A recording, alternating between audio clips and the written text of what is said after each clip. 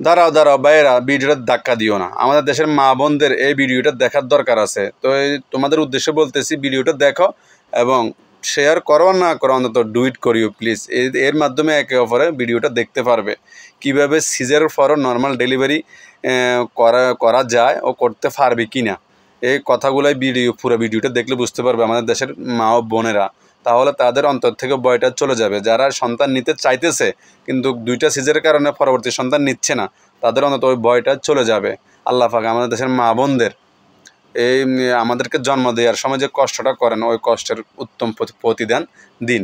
দেখো ভিডিওটা সবাই। আমাদের পেশেন্ট রাজিয়া, ওর হচ্ছে আগেরটা সিজার ছিল, এরপরেরটা আমি নরমাল করে দেই।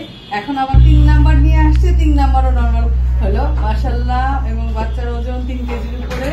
রাজিয়া খুব অল্প সময়ে কালকে নুপুর কালকে ভর্তি হয়েছে নুপুর, এবং আজকেই তার মোটামুটি হয়েছে বিকালের মধ্যে ডেলিভারি হয়ে গেল।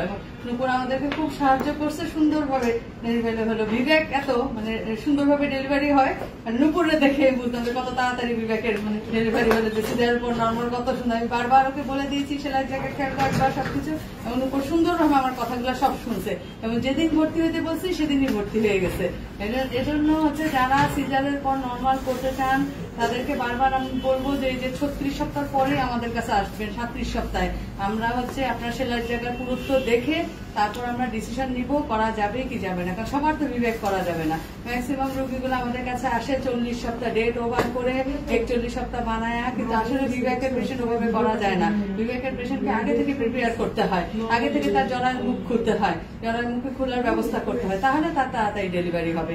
কিন্তু ম্যাক্সিমাম পেশেন্ট বুঝে না, মনে করে ব্যথা উঠুক ব্যথা উঠুক বলতে অপেক্ষা করতে করতে জরায়ু একদম পাতলা হয়ে যায়, তখন কি আর ডেলিভারি করানো যায়? এটা হচ্ছে সবাইকে বুঝতে হবে। যারা বিবেক করতে চায়, সিজার এখন নর্মাল করতে চান, তারা হচ্ছে আমাদের সাথে 34 সপ্তাহ থেকেই যোগাযোগ করবেন, এবং 34 সপ্তাহ পর থেকে আমরা পেশেন্টকে প্রিপেয়ার করতে থাকবো যে কিভাবে তার সিজারের পর নর্মাল করতে হবে, এবং রুগীকে সব বলে দিব যে আমরা কিভাবে সেলাই জায়গার ব্যথা কেমন আর ডেলিভারি পেইন কেমন, এগুলো সব বলে বলে ওভাবে জরার মুখ আমরা খোলার চেষ্টা করবো রুগীদেরকে।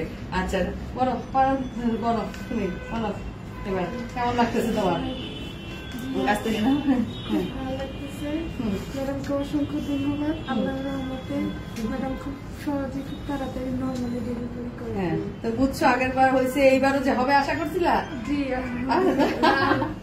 আচ্ছা প্রিয় ভাইয়েরা, কখনো মা বাবাকে কষ্ট দিও না, বিশেষ করে মায়ের সাথে কখনো উঁচু গলা কথা বলিও না ভাই।